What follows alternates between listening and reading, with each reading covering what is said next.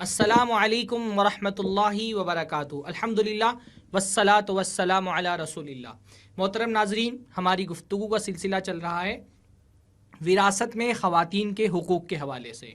محترم ناظرین، پچھلے درس میں بھی یہ بات ہم نے رکھی کہ وراثت میں خواتین کو حصہ دینا بہت اہم ہے، شریعت میں اس کی بہت تاکید آئی ہے، اور اس حوالے سے ہم نے آپ کو بتایا کہ سورۃ النساء میں خاص طور پہ وراثت کے احکام بیان کرنے اور اس کے بارے میں ہم نے آپ کو بتایا کہ سورۃ النساء میں خاص طور پہ جو وراثت کے احکام تفصیل سے بیان کیے گئے ہیں، اس میں ایک پیغام یہ دینا بھی مقصود ہے کہ خواتین کا وراثت میں حصہ بہت اہم ہے، اور اسی طرح سے وراثت کے احکام جہاں پر بیان ہوئے وہاں تمہید میں اللہ تعالیٰ نے ایک بات یہ کہہ دی کہ مردوں کا اپنا حصہ ہے اور عورتوں کا اپنا حصہ ہے۔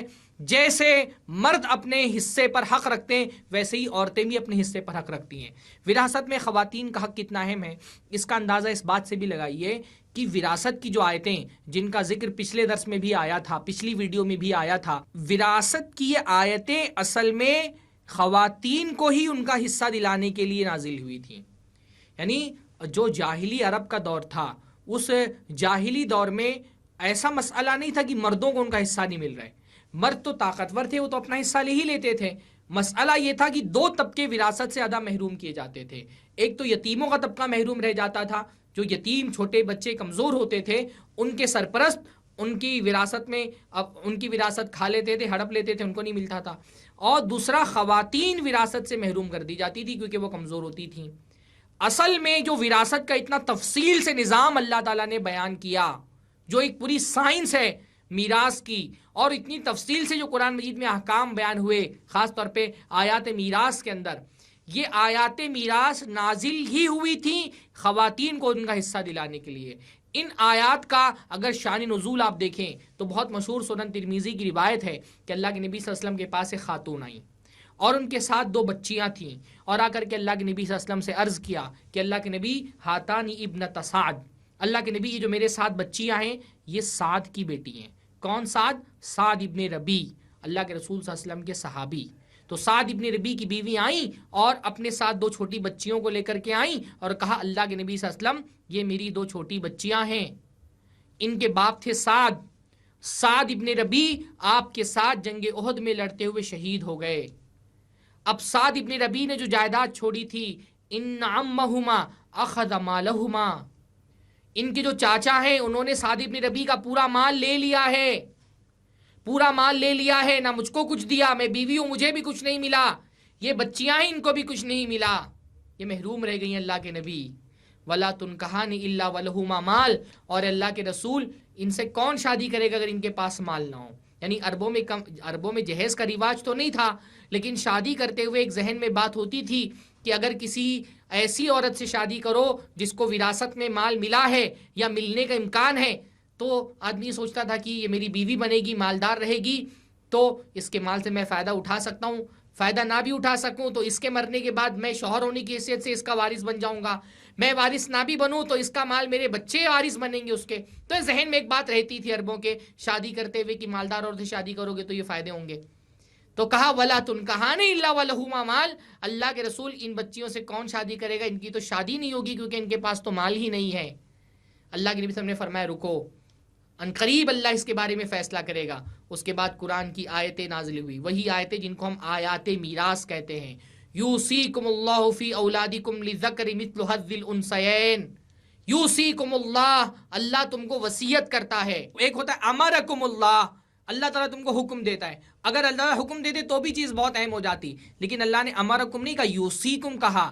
اللہ تعالیٰ تم کو وصیت کرتا ہے۔ وصیت حکم سے زیادہ بڑی، یعنی حکم کے اندر تاکید پیدا کرنا ہو تو اس کے لیے وصیت کا لفظ لاتے ہیں۔ للذکر مثل حظ الانثیین، پھر اللہ نے سارے احکام بیان کیے اولاد کے بارے میں۔ سب سے پہلے کیونکہ زیادہ تر امکان اور زیادہ مال اولاد ہی کو ملتا ہے، تو لڑکے کو لڑکی کا ڈبل دیا جائے گا، بیٹے کو بیٹی کا ڈبل دیا جائے گا۔ صرف اگر اکیلے ایک بیٹی ہو، اکلوتی ہو، تو آدھا دیا جائے گا، اگر ایک سے زیادہ بیٹیاں ہوں تو 2/3 دیا جائے گا۔ تو یہ اللہ تعالیٰ نے سارے احکام بیان کیے، پھر اس میں شوہر کا بھی کتنا حصہ ہوتا ہے، بیوی کا بھی کتنا حصہ ہوتا ہے، سب بیان کیا۔ کہنے کا مطلب یہ ہے کہ وراثت کی جو آیتیں آج پڑھی جاتی ہیں، یہ آیتیں کیوں نازل ہوئیں؟ لڑکی تھی، اس کو حق نہیں مل رہا تھا، बेटी को हक नहीं मिल रहा था, औरतों को हक नहीं मिल रहा था, बीवी थी उसको हक नहीं मिल रहा था, उनको हक दिलाने के लिए कुरान की आयतें नाजिल हुई थी। और जब ये आयतें नाजिल हुई तो अल्लाह के नबी सल्लल्लाहु अलैहि वसल्लम ने बुलाया हजरत साद के भाइयों को और बुला करके कहा कि जो माल है साद का 2/3 उसकी बेटियों को दो, 8वां हिस्सा बीवी को दो, उसके बाद जो बचेगा वो तुम्हारा। यानी तकरीबन 80% जो हजरत साद का माल था वो औरतों में तकसीम हो गया, 80% माल मिल गया औरतों को। तो औरतों ही को तो विरासत दिलाने के लिए आयतें नाजिल हुई थी। जमाने जाहिलियत में नहीं मिलता था, इस्लाम ने आकर के औरत को उसका हक दिलाया। अफसोस कि हम अपने आप को मुसलमान कहते हैं। ये आयतें हमारे घरों में पढ़ी जाती हैं, हर साल तरावी में मस्जिद में हम सुनते हैं, अगर घर में ना भी पढ़ते हो तो। लेकिन हमारे यहाँ भी औरतों का वही हाल हमने बना करके रखा हुआ है जो हाल जमाने जाहिलियत में था। जो सुलूक जमाने जाहिलियत में औरतों के साथ विरासत के मामले में हो रहा था, वही सुलूक आज हम भी औरतों के साथ विरासत के मामले में कर रहे हैं। कितने अफसोस की बात है ये। अच्छा, विरासत में ख़वातीन के हुकूक के हवाले से एक नुक्ता इस पर भी तवज्जो दी, ज़रा सा गहरी बात है। अगर आप विरासत के हकाम जब पढ़ते हैं तफसील से, तो मुख्तलिफ़ किस्म के लोग होते हैं जिनको विरासत में हिस्सा दिया जाता है। उनकी अलग अलग कैटेगरी होती है। बुनियादी तौर पर 2 कैटेगरी होती है, एक होती है असहाबुल फुरूज़ की और एक होती है असबात की। यानी कुछ लोग वो हैं जिनका फिक्स शेयर है विरासत के माल में, असहाबुल फुरूज़ उनको कहा जाता है। और कुछ हैं जो असबा हैं जिनको रिमेनिंग शेयर मिलता है। जैसे देखिए, बीवी है और बेटे हैं और बेटियां हैं। किसी आदमी का अगर बीवी है और उसके बेटे और बेटियां हैं तो 2 तरह के लोग हैं। पहले क्या किया जाएगा, 8वां हिस्सा निकाल करके बीवी को दे दिया जाएगा। यानी बीवी का शेयर जो है वो फिक्स है, असहाबुल फुरूज में से है वो। तो कुछ लोग ऐसे अलग अलग लोगों के, कुछ लोग हैं जिनके शेयर्स फिक्स हैं। किसी को आधा मिलेगा, किसी को 2/3 मिलेगा, किसी को 1/3 मिलेगा, किसी को 6वां हिस्सा मिलेगा, किसी को 8वां हिस्सा मिलेगा। तो उनके शेयर्स जो हैं वो फिक्स हैं, उनके हिस्से फिक्स हैं, इनको असहाबुल फुरूज कहा जाता है। और कुछ लोग होते हैं जिनको रिमेनिंग शेयर मिलता है, जो बचेगा फिर वो उनको मिलेगा। जैसे बीवी को 8वां हिस्सा देने के बाद बेटा और बेटी बचे तो बेटे को बेटी का डबल दिया जाएगा और बेटी को जो है वो बेटे का निस्फ मिलेगा, जितना भी होगा। उनमें इनका हिस्सा नहीं फिक्स है, बचे हुए माल में से उनको मिलेगा। 8वां हिस्सा देने के बाद जो बचेगा उसमें इनको इस तरह से दे दिया जाएगा। अब जब विरासत तकसीम की जाती है तो क्या किया जाता है, पहले निकाला जाता है हिस्सा उन लोगों का जो असहाबुल फुरूज में से, जिनके शेयर्स फिक्स हैं, और उसके बाद जो बचता है वो असबात को तकसीम कर दिया जाता है। तो असहाबुल फुरूज जो हैं जिनके हिस्से फिक्स हैं वो 12 हैं जिनको पहले देना है। अल्लाह के नबी ने फरमाया अलहिकुल फराइज़ बिअहलिहा, कि पहले क्या करो, असहाबुल फुरूज को उनका हिस्सा दो। तो असहाबुल फुरूज के शेयर जो हैं वो फिक्स हैं। और ये जो 12 असहाबुल फुरूज हैं, 12 में से 4 मर्द हैं, 8 औरतें हैं। यानी जिनको पहले हिस्सा देना है, जिनका हिस्सा पहले निकाल के अलग करना है, उनमें से ज्यादा तादाद औरतों की है। यानी जिनका हिस्सा मारे जाने का खौफ ज्यादा था कि इनको हिस्सा नहीं मिलेगा, अल्लाह ने कहा पहले इनको हिस्सा दो। तो असहाबुल फुरूज में ज्यादातर तादाद खवातीन की है, 8 खवातीन हैं, 4 मर्द हैं। अच्छा, इस आयत के आगाज में ही आप गौर करें, एक बड़ा खूबसूरत सा नुक्ता मिलेगा आपको। अल्लाह ने क्या फरमाया, यूसीकुमुल्लाहु फी औलादिकुम लिज़्ज़करि मिस्लु हज़्ज़िल उनसयैन। अल्लाह वसीयत करता है तुम्हारी औलाद के बारे में कि लड़के को यानी बेटे को बेटी का डबल मिलेगा। लिज़्ज़करि मर्द को मिलेगा, मुज़क्कर को मिलेगा, मिस्ल हज़्ज़िल उनसयैन 2 औरतों के बराबर का हिस्सा, 2 औरतों के बराबर का हिस्सा। ताबीर पे गौर करें आप। अल्लाह ताला चाहता तो ये भी कह सकता था कि लड़की को लड़के का निस्फ दे दो, लड़की को लड़के का निस्फ दे दो, पर अल्लाह ने ये नहीं कहा कि लड़की को लड़के का निस्फ दो। अल्लाह ने कहा लड़के का हिस्सा 2 लड़कियों के बराबर के मिसल है, 2 लड़कियों के बराबर 1 लड़के को मिलेगा। यानी अल्लाह ने जो मेयार बनाया वो लड़की के हिस्से को मेयार बनाया। अल्लाह ने ये नहीं कहा कि लड़की को लड़के का आधा दे दो, ये नहीं कहा अल्लाह ने। गौर करें ताबीर पर, ताबीर बहुत अहम होती है कुरान मजीद की।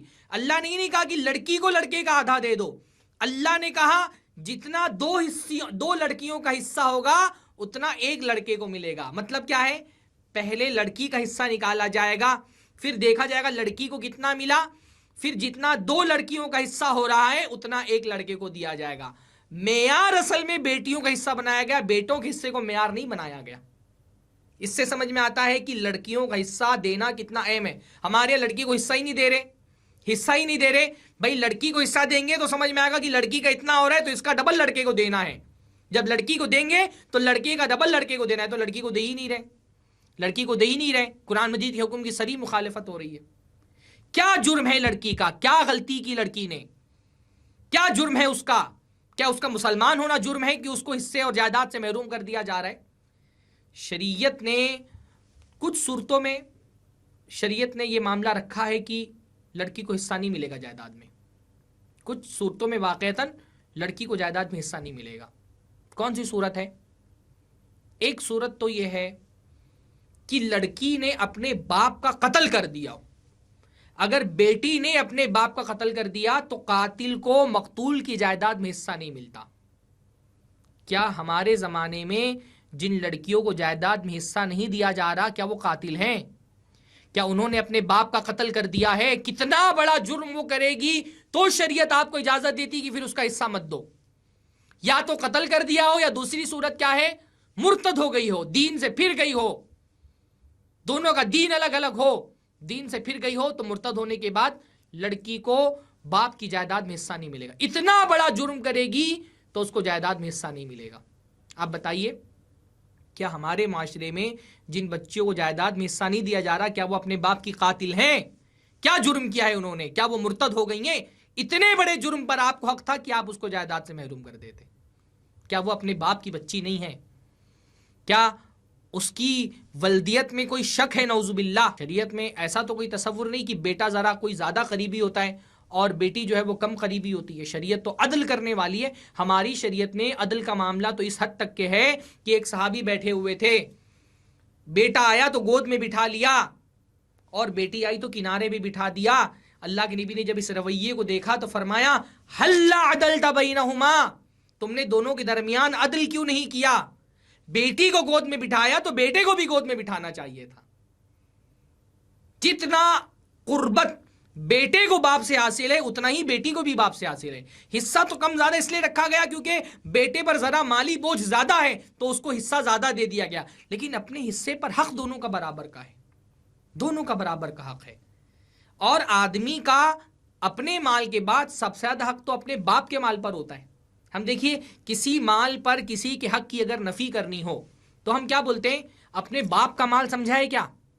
ہے نا، باپ کا مال، کیونکہ باپ کے مال پر آدمی کو حق ہوتا ہے۔ تو جیسے ہم کسی کا کوئی مال جو ہے دوسرے کے مال پہ غلط تصرف کر رہا تو ہم کیا کہتے ہیں؟ کیا اس نے اپنے باپ کا مال سمجھا ہوا ہے؟ یعنی باپ کا مال ہوگا تو آدمی کو زیادہ حق ہوتا ہے اس پر تصرف کرنے کا، زیادہ حقدار ہوتا ہے اس کا وہ۔ تو جیسے بیٹے کا باپ ہے ویسے ہی بیٹی کا بھی باپ ہے۔ تو یہ کیوں ہو رہا ہے کہ بیٹا تو اپنے باپ کی جائیداد میں برابر حصہ لے رہا ہے، چھین کر کے حصہ لے رہا ہے، اور بیٹی محروم کر دی جا رہی ہے؟ نہیں محروم کر سکتے آپ، جتنا اس کا حصہ بنتا ہے اتنا حصہ دینا پڑے گا۔ کوئی عذر نہیں چلنے والا، کوئی بہانہ نہیں چلنے والا۔ جو بہانے پیش کیے جاتے ہیں انشاءاللہ اس پر بھی ہم تفصیل سے بات کریں گے۔